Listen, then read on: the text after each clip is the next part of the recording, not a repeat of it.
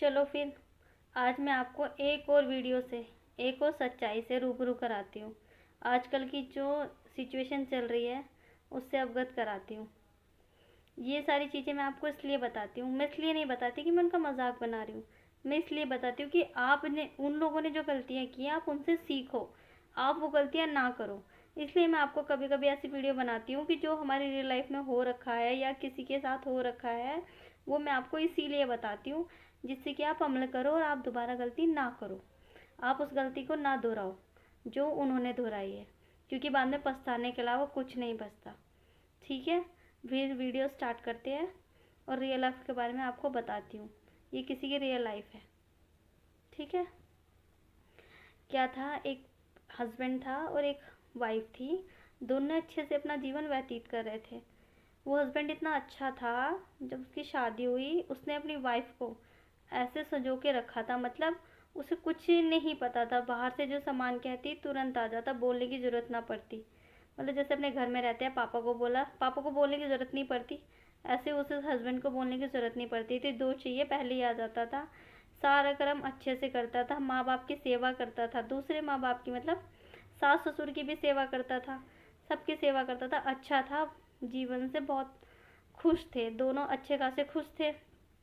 खुश होने के बाद क्या हुआ, थोड़े दिनों बाद क्या हुआ, 20 साल या 15 साल बीत गए दोनों की शादी को बीतने के बाद क्या हुआ, बेचारे की तबीयत थोड़ी ना ख़राब रहने लग गई। तो उन्होंने बहुत इलाज कराया लड़के का ना, वाइफ ने, पर क्या हुआ, उसको ना आराम नहीं लग पा रहा था। फिर एक दिन क्या हुआ, सबके मन में आता है, सब लोग बोल ही देते हैं कोई ना कोई, एक काम करते हैं पंडित जी को दिखा लेते हैं।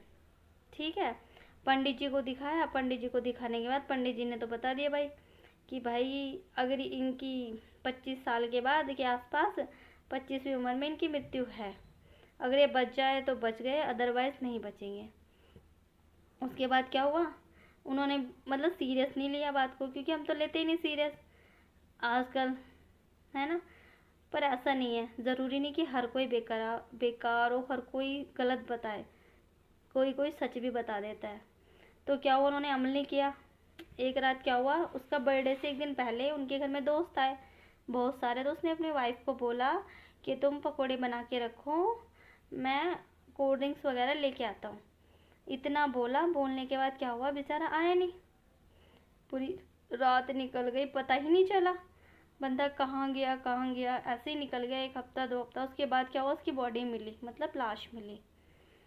लाश मिली, मिलने के बाद भाई पता किया, ट्रैक किया पुलिस वालों ने, पता लगा लिया। पता लगाने के बाद क्या हुआ, वो उसका एक दोस्त था, मतलब दोस्त के रिलेशन में ही था, पर वो उसका दोस्त भी बन गया था। उसके बाद क्या हुआ, आपको मैं बताऊंगी इसने मारा क्यों, आप भी सोच के हैरान रह जाओगे, सोच के हैरान। उसके बाद क्या हुआ, बेचारे ने मार दिया। मारने के बाद क्या हुआ, जब सबको पता चला, पता उसने क्यों मारा, उसने सिर्फ इसलिए मारा क्योंकि शादी से पहले उसकी बहन उसे पसंद करती थी। सिर्फ एक ये कारण था कि उसने उसको अपनी मतलब दोस्त को मार दिया। अब क्या हुआ, उसके बाद क्या हुआ, उसने कितनी ज़िंदगी बर्बाद की। उसके बाद में जब पुलिस स्टेशन में उसको पकड़ लिया गया, पकड़ने के बाद क्या हुआ, उसने बोला कि मेरी बहन इसको पसंद करती थी, ये दोनों बात करते थे। किसी से पता चला होगा, अब रियलिटी क्या है वो तो उन्हें पता होगी। शादी के 15 से 20 साल बाद दोनों अपनी लाइफ में खुश, वो लड़की भी जो बात करती थी और ये भी जो अब था जिसको मारा था, दोनों अपनी लाइफ में पूरे खुश, दिन दुनिया से मतलब नहीं। उसके बाद भाई ने ऐसा कांड किया। उसके बाद क्या हुआ, उसके पति को पता चला, बहन के पति को, बहन का पति उसको घर छोड़ के चला गया और बेचारी उसकी पत्नी विधवा हो गई और उसका भाई जेल में है। तो इस कहानी से, इस रियल लाइफ से आपने क्या सीखा, जो बीत चुका है उसे भूल जाओ। जब सामने वाले को फ़र्क नहीं पड़ रहा तो आपको क्यों फ़र्क पड़ रहा है। अच्छी खासी सब लोग जीवन जी रहे थे ना, और उसने उसे जहर दे के मार दिया, ड्रिंक में, दारू में जहर दे के मार दिया। बाद में यही निकल के आया था। किस लिए मारा कि भाई मेरी बहन से 20-25 साल पहले अफेयर था, मात्र रीज़न यही था। तो इस चक्कर में उसने उसको मार दिया और अब वो सलाखों के बीच में जेल में है। क्या उसने सही किया, उसने क्यों मारा होगा, क्या सोच के मारा होगा, अब वो देखो, अब वो परेशान होगा, पछता तो रहा होगा, 100% पछता रहा होगा। क्यों? क्योंकि बहन घर है। अब बहन घर है, बच्चे भी थे बहन के, वो भी यहाँ पे है, माता पिता अलग हो गए बच्चों से, बच्चे भी बदुआ दे रहे होंगे, बहन भी दे रही होगी, ऊपर से वो वाइफ जिसका पति गुजर गया वो भी दे रही होगी, क्योंकि उसने तो उसे सारे सुख दिए है ना। फिर फायदा क्या हुआ? क्या उसने सही किया? इसलिए कोई भी ऐसा काम मत करो, कुछ भी करने से पहले सोचो, 10 बार सोचो, उसके बाद कोई कदम उठाओ।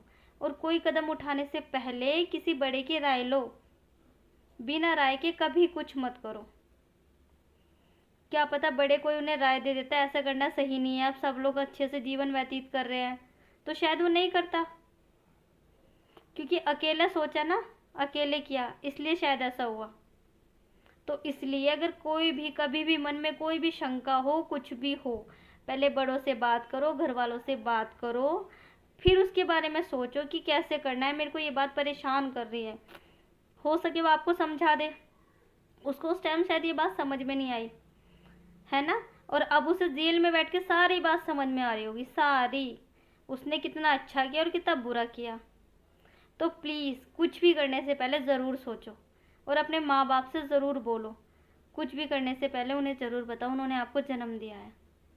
हो सके वो आपको जब माता जन्म देती है, पिता जन्म देते हैं, वो आपको सही राह भी तो दिखाएंगे, सही राह भी तो बताएंगे, सही राह पर चलाएंगे। ठीक है? तो ऐसा कोई भी काम मत करो। नमस्कार।